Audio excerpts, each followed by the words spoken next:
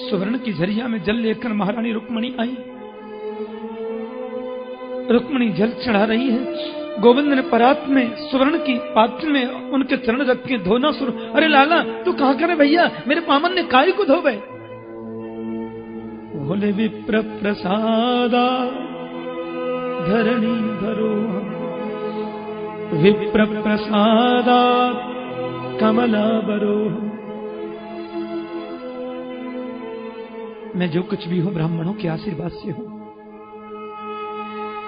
प्रभु राम का वचन है वाल्मीकि रामायण में परशुराम जी से, विप्र प्रसादात धरणी धरोहम, विप्र प्रसादात कमला वरोहम। ब्राह्मणों के आशीर्वाद से ही मैं हूं और आज आप चरण धोने से मुझे रोक नहीं सकते। आपको मालूम नहीं है महाराज, आप जानते नहीं हैं प्रभु, आपके चरणों का धुला हुआ जल जो चरणामृत है, इस चरणामृत से आज मेरी द्वारिका पावन हो जाएगी। ये चरणामृत द्वारिका के एक एक कक्ष में छींटा जाएगा भगवान, और इससे मेरी द्वारिका आज पवित्र हो जाएगी, पावन बन जाएगी।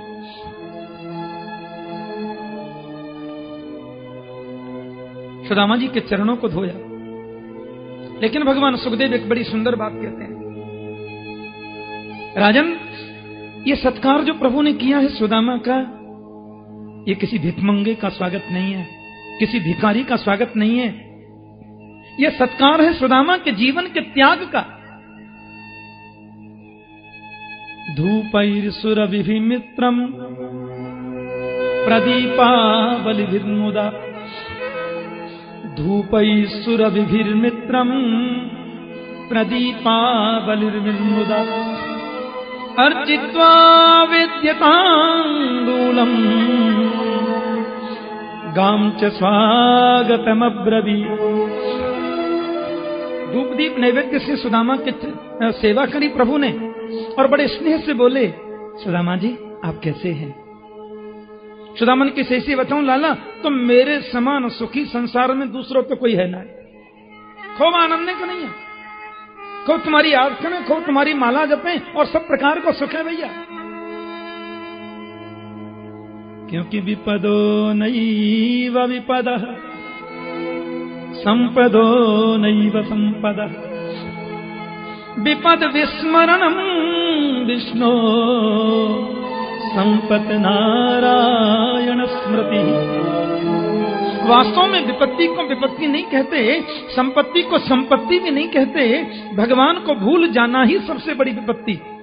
करें तेरी लाला खूब स्मरण होए, हम बड़े सुखी हैं। गोविंद बोले मुझे दिखाई दे रहा है आप कितने सुखी हैं। भोग बन के आ गया। ऐसा नहीं कि सुदामा ने पकवान न खाए हों तो टूट पड़े हों, जब भी खा, ना परम संतोषी।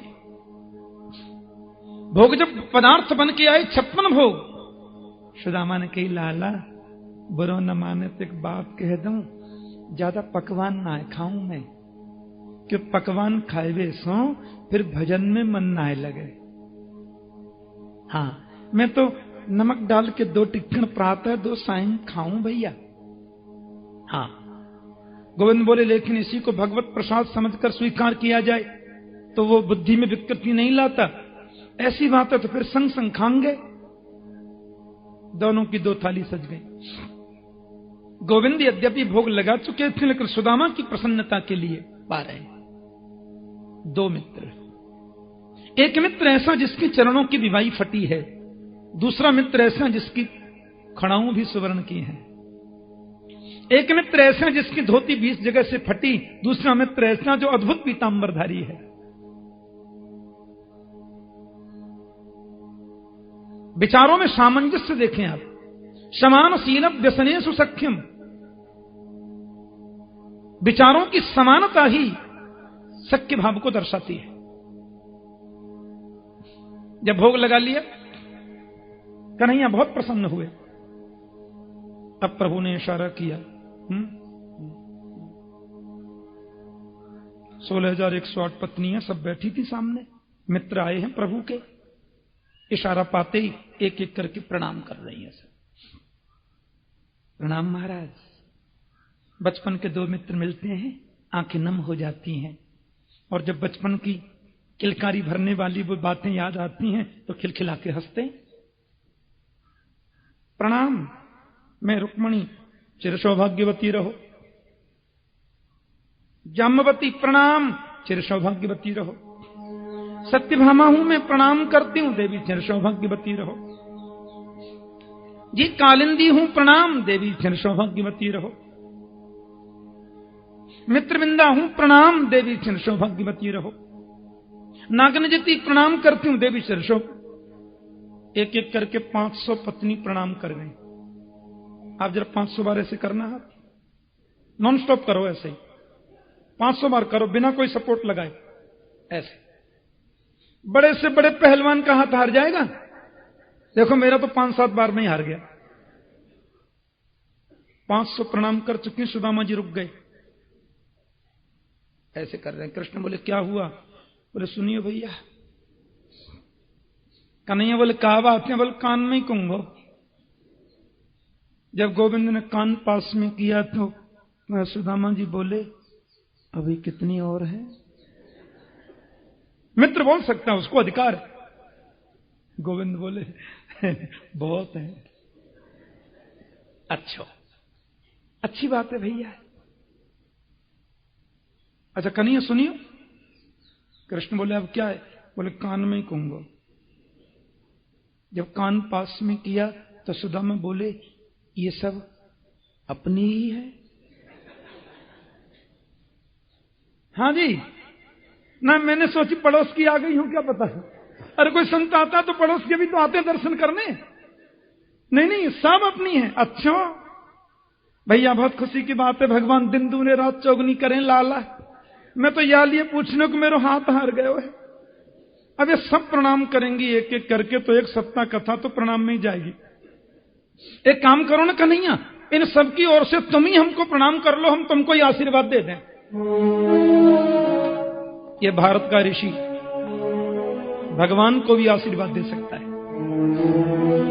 ये भारत के ऋषि की सामर्थ्य है कि भगवान को भी आशीर्वाद दे सकता है, और देते ही हैं। वशिष्ठ जी नित्य शरीर वर्चस्वमाय समारोग्यमावदात पवमानम मह्यते धान्यम धनम पशुम भव पुत्र लाभम सत्सम मत्सरम दीर्घमायु। अच्छा एक बात बताओ, ये हम लोग आरती जो उतारते हैं इसका क्या मतलब है? आरती उतारते हैं ऐसे उतारेंगे, फिर ऐसे करेंगे, फिर ऐसे करेंगे, फिर ऐसे करेंगे, फिर पूरा ऐसे करके फिर आरती रखेंगे तो सब लोग ऐसे करते हैं, आरती को ऐसे लेते हैं ना। इसका एक मतलब ये भी है, आरती माने पीड़ा,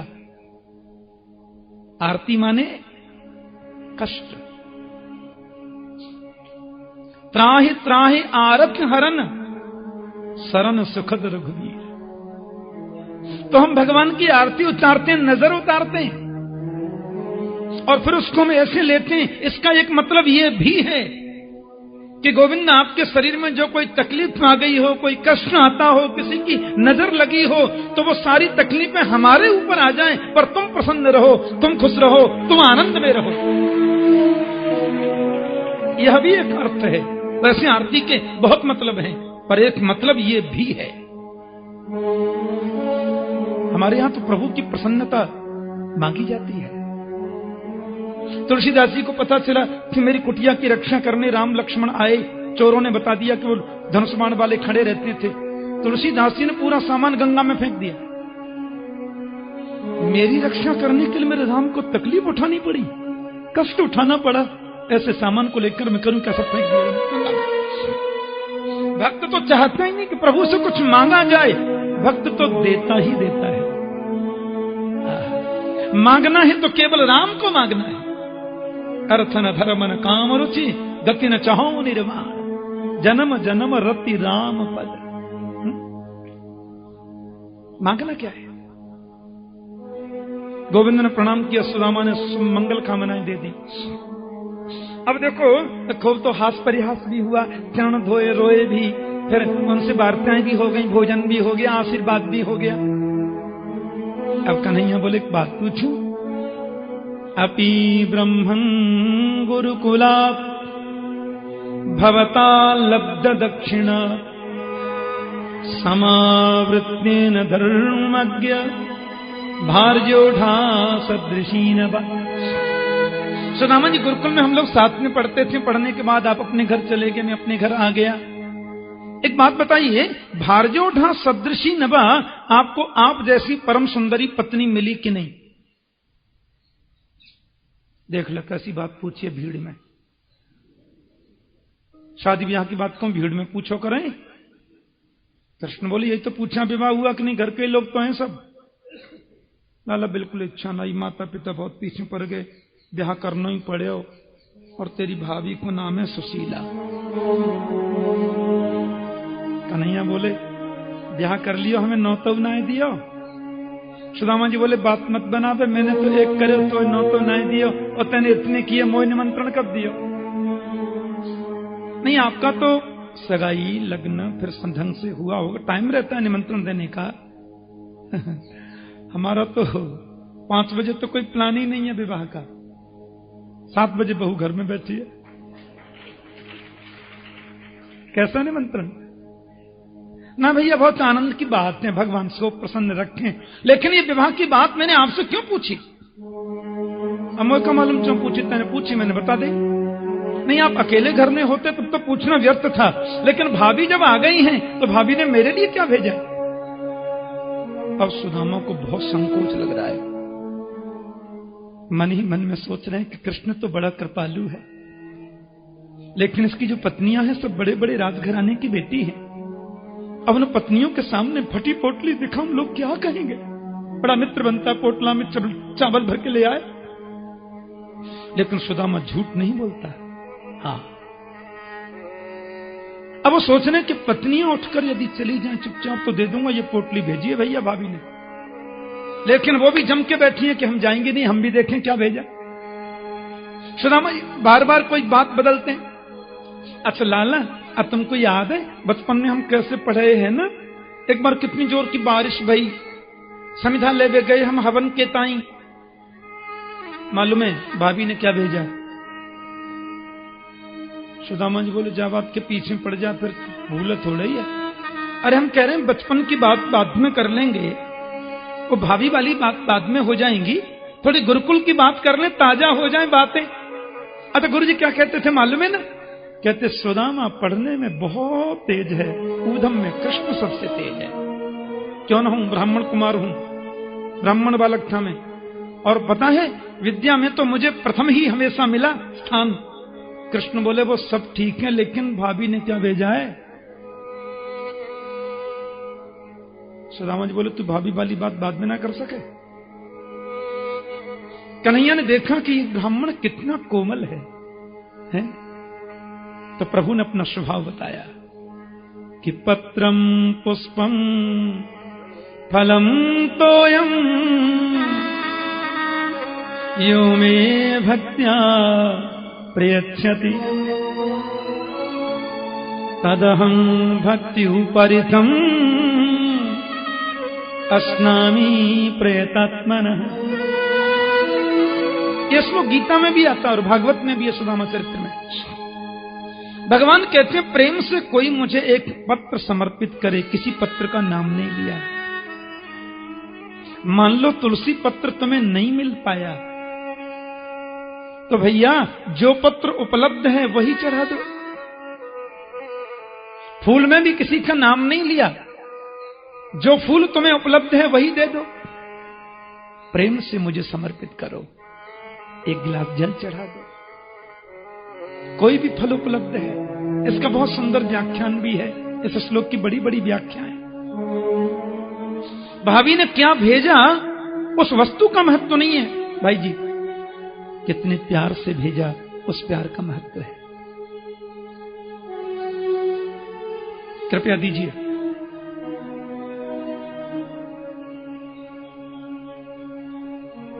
फिर भी सुदामा का संकोच नहीं मिटता है।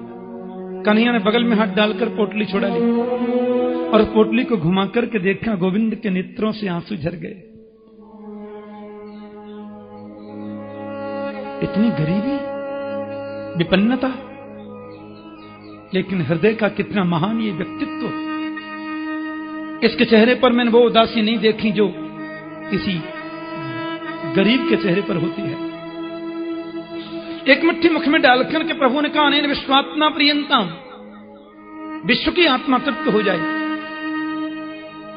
और पृथ्वी के एक छत्र सम्राट का सुख मैं सुदामा को देता हूं। दूसरी मुट्ठी मुख में डालकर के कहा,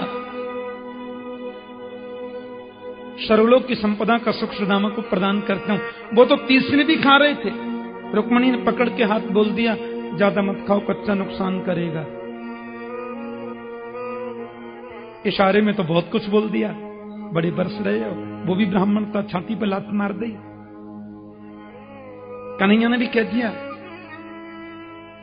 शादी से पहले चिट्ठी लाने वाले भी पंडित जी थे, नहीं लाते तो पटरानी कैसे बन पाती।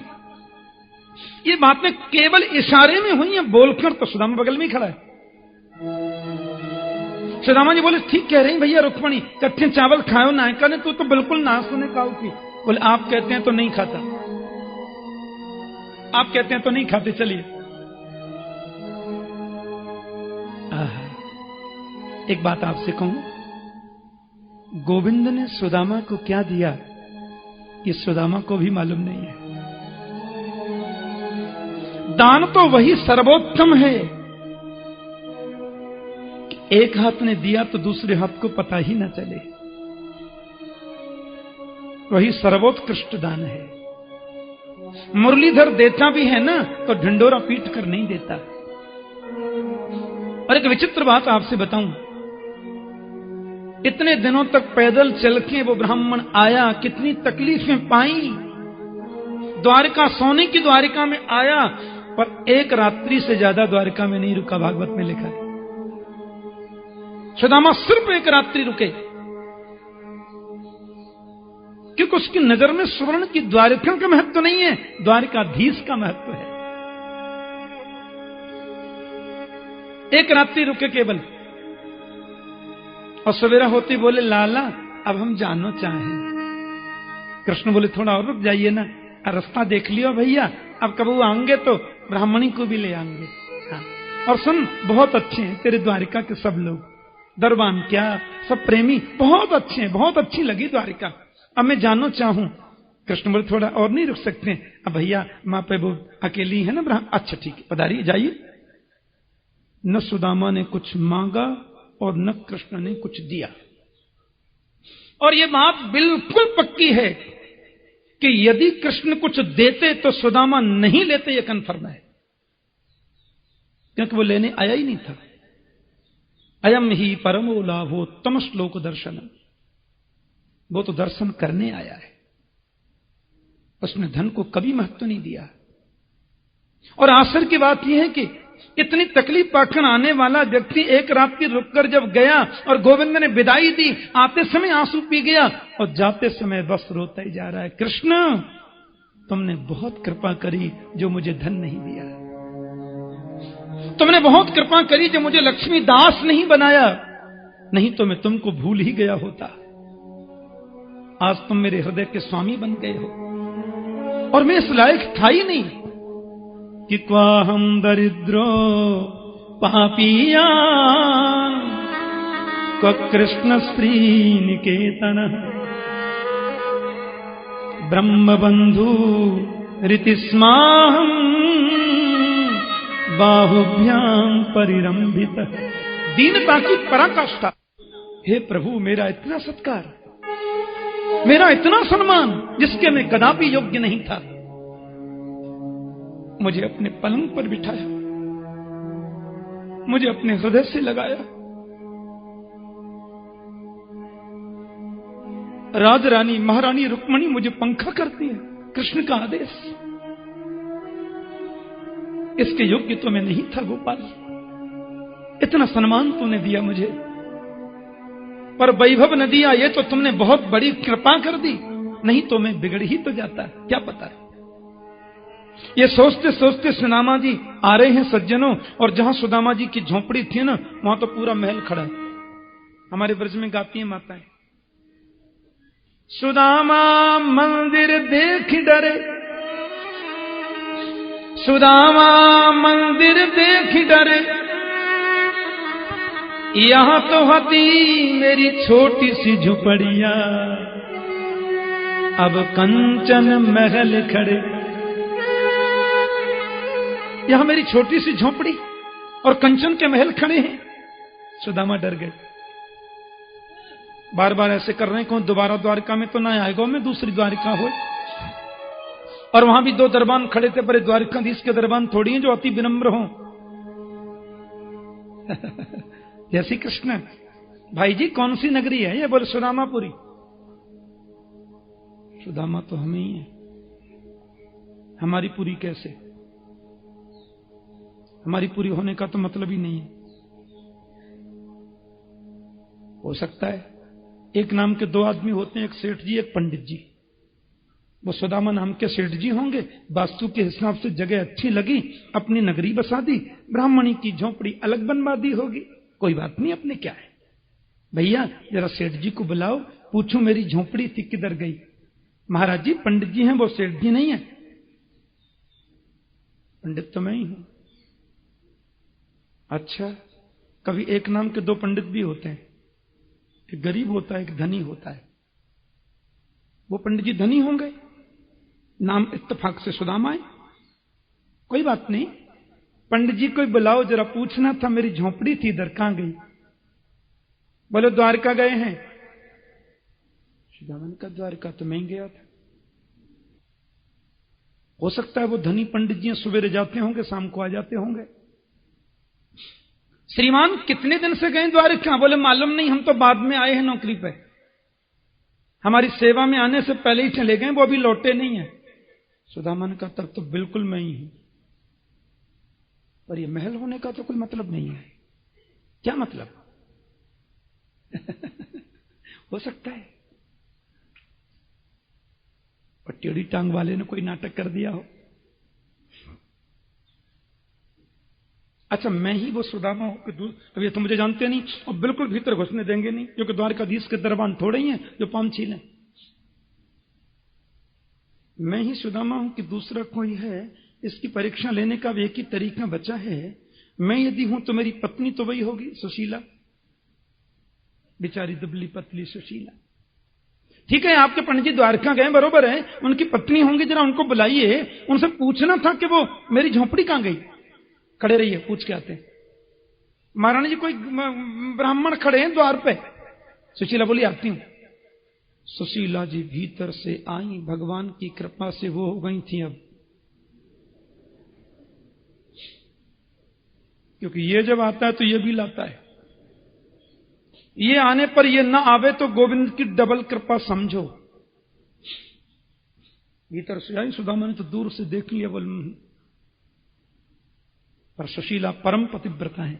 पतिदेव चरणों में गिर पड़ी, कब पधारे आप, आइए ना। सुदामा ने कहा सुशीला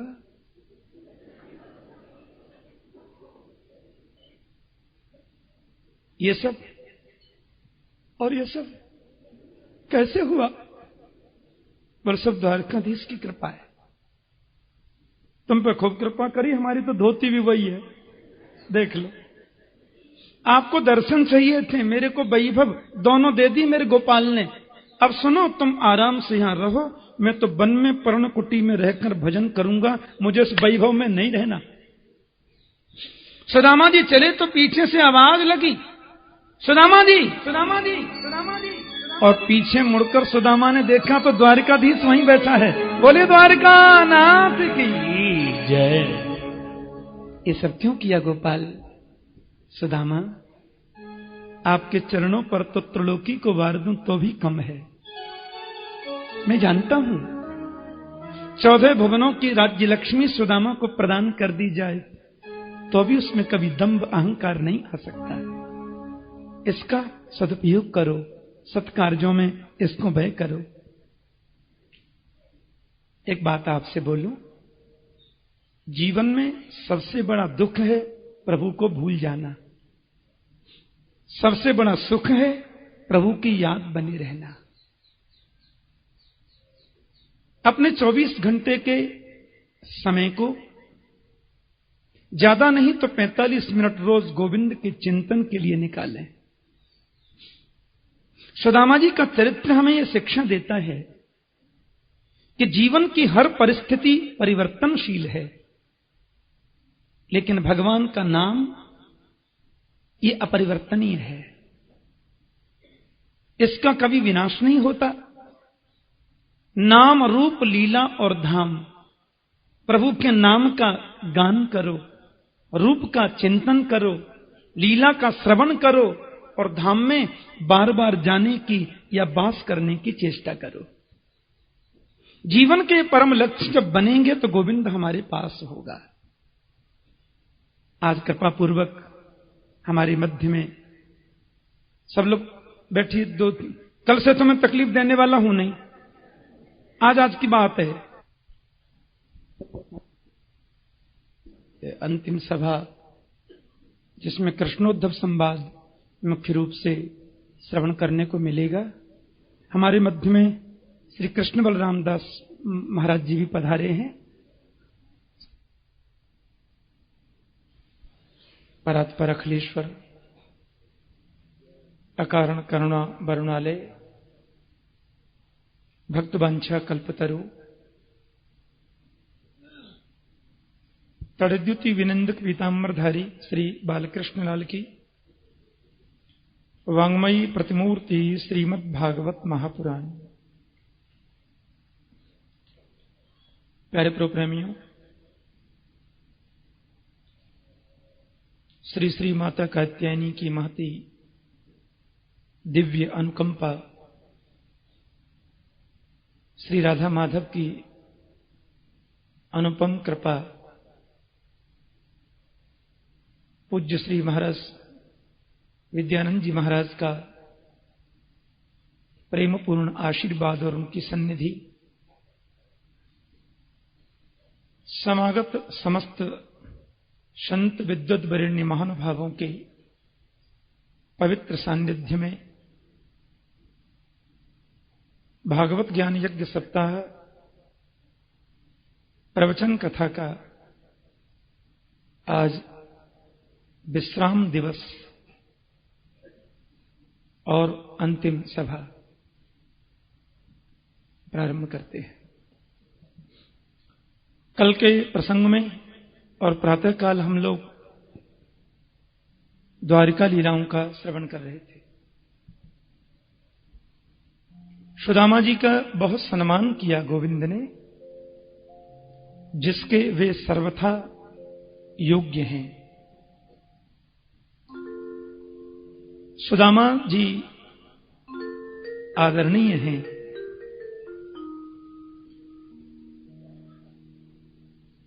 भगवान शुकदेव कहते हैं, राजन, बड़ी सुंदर सुरम्य सभा है, हजारों संत बैठे हैं और संतों के परम चरणानुरागी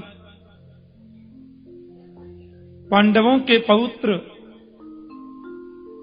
राजर्षि परीक्षित सबसे आगे मुख्य यजमान के रूप में बैठे हैं। प्यार से बोलो जय श्री कृष्ण।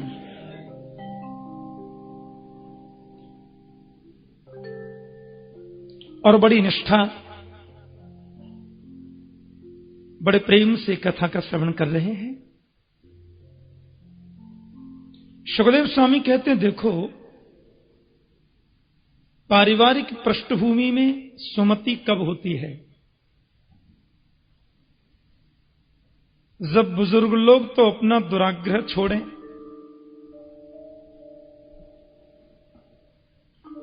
और बच्चे अपनी सुविधाओं में कटौती करके भी बुजुर्गों का ख्याल रखें तो सुमति बढ़ेगी। बुजुर्ग दुराग्रह छोड़ें क्या मतलब? बेटे की सर्विस है 5,000 रुपए महीने की,